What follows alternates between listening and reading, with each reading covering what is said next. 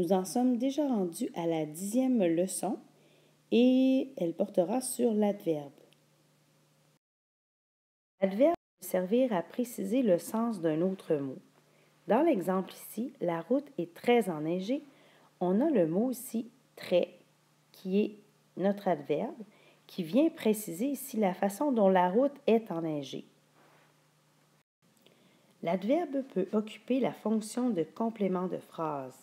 Dans la phrase ici, « Hier, je suis allé jouer dans la neige », on a notre adverbe qui va être le mot « hier », qui va être ici notre complément de phrase, qui va nous donner une information sur le moment où nous sommes allés jouer dans la neige.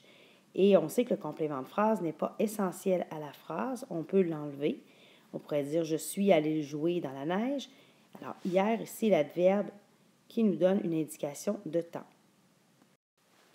L'adverbe peut aussi jouer le rôle de marqueur de relation. Dans l'exemple « je mets mon masque, ensuite mon tuba », on a ici notre adverbe qui va être « ensuite », qui vient faire le lien entre les deux actions, qui est mon marqueur de relation. L'adverbe est un mot invariable. Il s'écrit toujours de la même façon. Il peut être formé de un ou de plusieurs mots. Nous pouvons avoir des adverbes formés d'un mot, comme je viens de vous dire, qui peuvent être un lieu, comme ici. Ça peut être aussi un adverbe qui nous indique le temps, comme hier. On peut avoir aussi la manière, comme doucement. On peut en avoir aussi plusieurs autres qui vont toujours modifier le sens soit d'un verbe, d'un adjectif ou d'un autre adverbe. Lorsqu'ils sont formés de plusieurs mots, on peut avoir ici comme ne pas, comme dans la phrase « il ne mange pas ses légumes ». On peut avoir aussi d'autres exemples qui vont nous donner une indication sur le temps, plus tard. Alors, vous avez ici quelques-uns qui sont écrits dans votre tableau. Plusieurs adverbes se terminent par le suffixe « ment », M-E-N-T, comme par exemple tristement, rapidement, gentiment. On va pouvoir en reparler dans la leçon suivante, qui va être la leçon 11. Les adverbes de négation encadrent le verbe conjugué. Tout à l'heure, nous avons vu dans le tableau que l'adverbe peut être formé de plusieurs mots.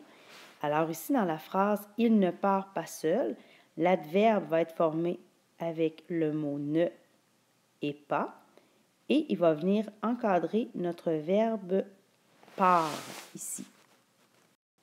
Même chose pour mon deuxième exemple, « il ne pêche pas ».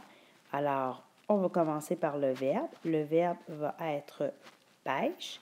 Et ici, notre adverbe de négation va encadrer notre verbe, c'est-à-dire qu'il va être au début et à la fin du verbe, qui va venir nous donner une indication sur l'action qui va se passer dans la phrase.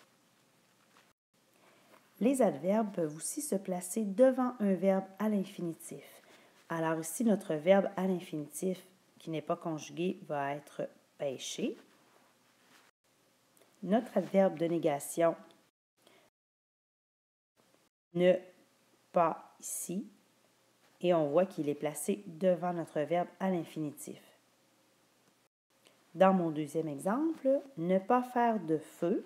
Alors, on a ici le verbe à l'infinitif qui va être le verbe faire, et on a notre adverbe ici de négation qui vient se placer devant notre verbe pour nous indiquer une action à ne pas faire. Merci pour ton écoute et vérifie si tes notes sont complètes suite à cette capsule. Je t'invite aussi à poser une question si tu en as besoin, s'il y a quelque chose que tu n'as pas compris dans ta capsule pour qu'on puisse revoir cela en classe ensemble. À la prochaine!